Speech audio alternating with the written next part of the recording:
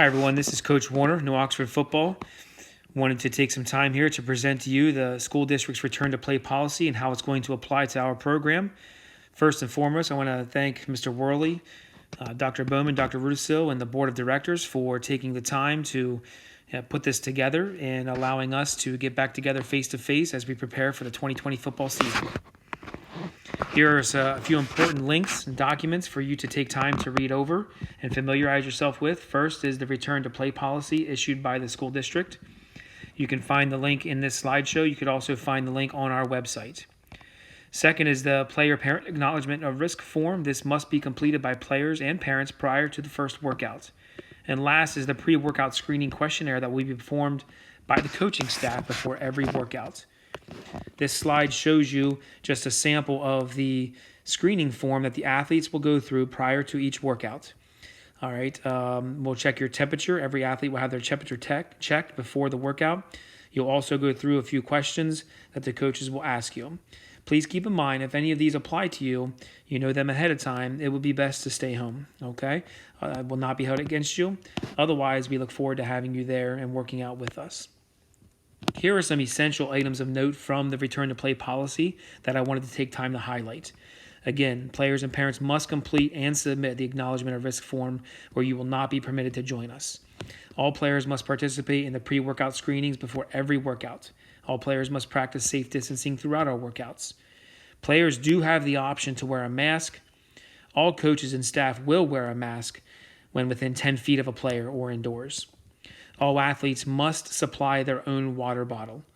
We will not have communal watering stations for you. You must have your own, and if you do not, we will not permit you to practice with us. All athletes must wear appropriate clothing.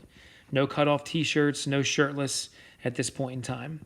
There will be no access to locker rooms during our practices to keep your gear or things like that.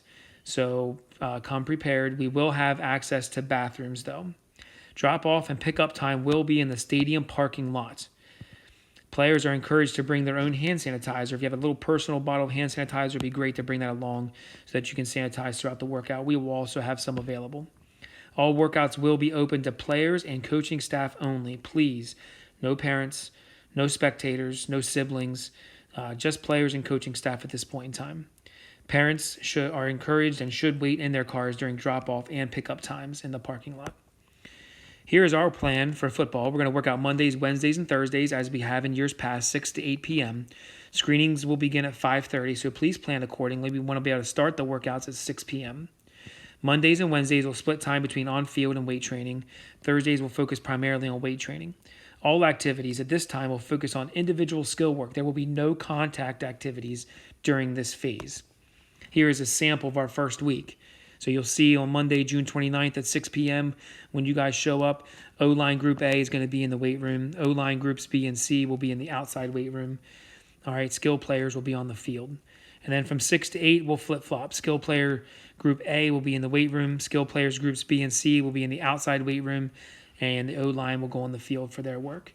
And we're going to keep you in those groups throughout the entire phases as we return to play. Players will be put into pods, and that I was talking about before, of 10 for phase 1. Players will stay with that pod throughout the entire workout and throughout all of phase 1. Here are our max capacities. In the weight room, we'll have no more than 10. Outdoor weight room, no more than 20. And on the field, we'll have a max of 25. We'll rotate pods of athletes to the different areas on different nights. Phase 2, which will begin approximately 14 days after phase 1, as long as things go well. What we'll see there is we'll see a higher max in the indoor weight room to 25, 50 outdoors. We'll begin to use equipment, bags, tackling dummies, and etc. And we'll be able to do some contact activities such as 7-on-7 inside drill. On that note, a few players have asked about helmets at this point in time. We are not handing out any equipment, all right? And Mr. Worley and myself will work together to determine when the safe time is to start distributing helmets and other types of equipment and so forth. As a coaching staff, the assistants and myself will do everything possible to keep parents and players as up to date with information as it's released from the school district, the league, and the state regarding our upcoming season. Please, I encourage you to stay connected. If at any point you have questions or concerns, reach out to me through email, my phone number. Please also consider signing up for the Remind text.